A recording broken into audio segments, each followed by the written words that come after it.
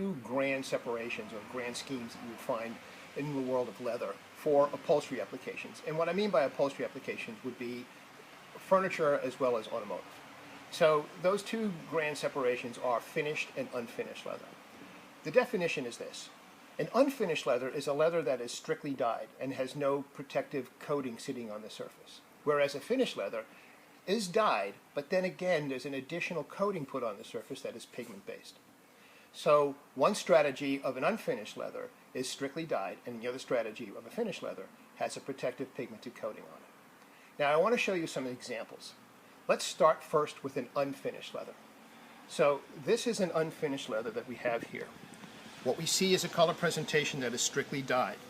The dye permeates the cellular structure of the leather from front to back, which is a way you can tell what the actual color of the dye is by actually looking at the back side of the leather. The properties of this kind of leather are that they have a certain beauty associated with it that can't be beat with a dye. You're looking into the leather to actually see the color. The downside is that number one, tends to fade. So UV hits the wave, that particular wavelength hits the dye molecule, and it actually literally breaks it up. So the energy of a UV wavelength destroys the dye molecule, and consequently it leaches the color out. Number two, it's very absorbent. So just moistening the tip of my finger, depressing it against the leather, clearly leaves a reference. Now, so at household furniture, this is something that you wouldn't necessarily want to see because obviously you have a drop of wine hit this, it's going to soak in and darken the leather. So this is the unfinished class of leather. The second type of leather then has finished leather, of which there are many different varieties. So here's an example of a finished leather that has a pigmented coating on the surface. And so looking at the back side, it's dyed this, and then it's colored that.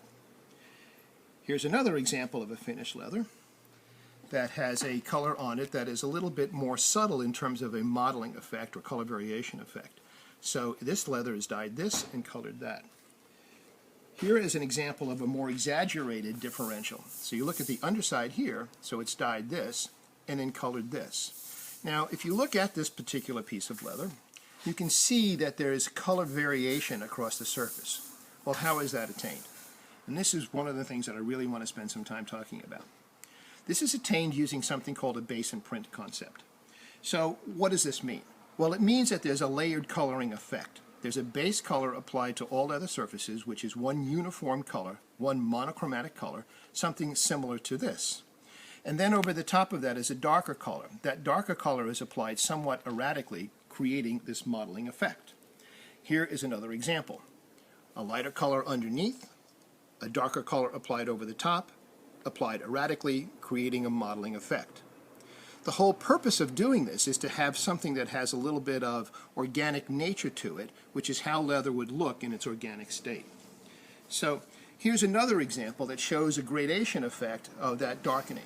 So this is a dyed leather that was dyed this, then the base color was this color, and then multiple layers of the overlay color, which is called the print color, were applied to create this gradual darkening effect. So now, after the color is applied, the final step in the process is a clear coat. The clear coat is what dictates the actual sheen of the leather and is the primary protection that is applied to the leather.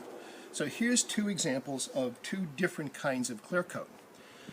Look at this one here. You can see how it's pretty matte. Well, this one here is very glossy. So the clear coat also is what dictates the sheen. So let me review. We have leather that is originally dyed. It is dyed whatever color is going to be on the underside. A base coat is then often applied. Over the top of that is a darker color that we call a print coat, and then over all of that is a clear coat.